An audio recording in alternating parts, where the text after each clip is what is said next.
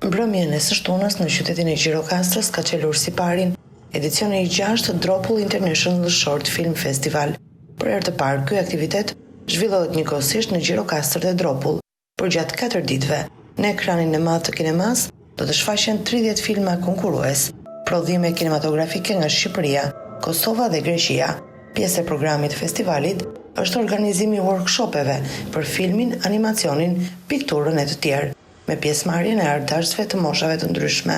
Puna është se sa ndihmohen nga shteti, nga Ministria e Kulturës, nga Qendra e Filmit, të financojnë këto aktivitete.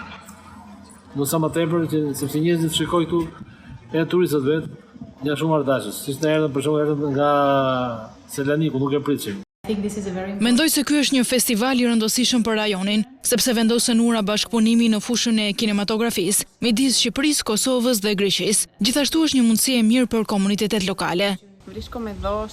Ndodhem në këtë festival si regjizore, ndërsa kam përgatitur një film për konkurim. Është hera e parë që vi në Shqipëri dhe Gjirokastër. Është një vend shumë i këndshëm dhe tërheqës. Uroj që festivali të ketë sukses.